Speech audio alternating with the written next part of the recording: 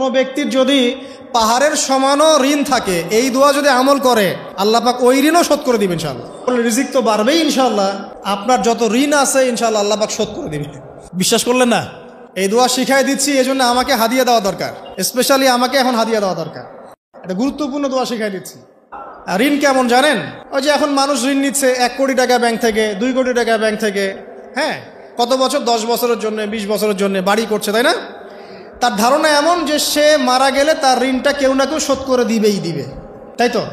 আর আল্লাহর রসুল কি বলছেন দেখেন, একজন মারা গেছেন, নবী সাল্লাল্লাহু আলাইহি ওয়াসাল্লামের সময় একজন মারা গেছেন। তো নবী করিম সাল্লাল্লাহু আলাইহি ওয়াসাল্লাম বলছেন, এই ব্যক্তির কি কোনো ঋণ আছে? একজন সাহাবী বলেন, হ্যাঁ ইয়া রাসূলুল্লাহ, তো ঋণ আছে। নবীজি বললেন, তোমরা ওর জানাজা পড়ো, আমাকে ডেকো না। তোমরা ওর জানাজা পড়ে নাও, আমি জানাজা পড়তে চাচ্ছি না। আমি এখন কেমন করে আপনাকে বুঝাবো ঋণ কত ভয়ঙ্কর জিনিস। আপনি যে ব্যাংক থেকে 3-4 কোটি টাকার লোন নিয়ে রাখছেন, লাখ লাখ টাকা লোন নিয়ে বসে আছেন, দিব্যি সুখে বসে আছেন, এমন চিন্তায় যে আপনার মৌত হবে না। আর নবী সাল্লাল্লাহু আলাইহি ওয়াসাল্লামের সময়ে একজন মারা যাচ্ছেন, তিনি বলছেন তোমরা জানাজা পড়ে নাও, আমি জানাজা পড়তে চাচ্ছি না। মানে ঋণগ্রস্ত ব্যক্তির জানাজাও তিনি পড়তেন না। তারপরে একজন এসে বললেন, ইয়া রাসূলুল্লাহ, আমি তার ঋণ শোধ করে দিব, তার যা ঋণ আছে আমি শোধ করে দিব। তখন নবী এসে জানাজা পড়লেন সাল্লাল্লাহু আলাইহি ওয়াসাল্লাম। তো আপনার এই কোটি কোটি টাকা ঋণ শোধ করার লোক তো রেডি আছে নাকি? আছে না? সমস্যা নেই, আপনার জানাজা পড়া হবে। কারণ হুজুরকে আপনি 5,000 টাকা দিবেন, হুজুর জানাজা পড়াই দিবে, কোনো সমস্যা নেই।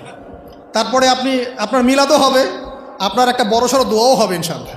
কিন্তু আল্লাহ পাক বলেছেন যে শহীদ, আল্লাহর পথে যুদ্ধ করে শহীদ হয়েছে, এই ব্যক্তির আত্মাও ঝুলে থাকে যতক্ষণ পর্যন্ত না তার ঋণটা শোধ করা হয়।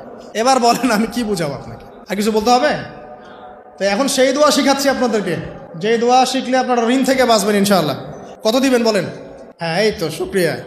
দোয়া করবেন যেন আল্লাহ পাকের দিনটাকে আল্লাহর জমিনে প্রতিষ্ঠা করতে পারি।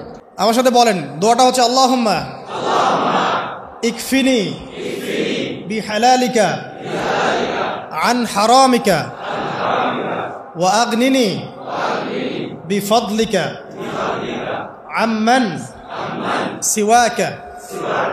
এই দোয়াটা ছোট না, এটা মুখস্থ করবেন, সেজদায় পড়বেন, নামাজের সেজদায় পড়বেন, আত্তাহিয়াতু দরুদ শেষ তারপরে পড়বেন, নামাজ শেষে হাত তুলে করবেন, যখন তখন শেষ রাতটা করবেন। ইনশাআল্লাহ দেখবেন আপনার ঋণ বলতে কিছু থাকবে না ইনশাআল্লাহ। যদি থাকেও, বড় কোনো ঋণ থাকেও, আল্লাহ পাক অন্য কোনো মাধ্যমে এটা শোধ করার ব্যবস্থা করে দিবেন ইনশাআল্লাহ।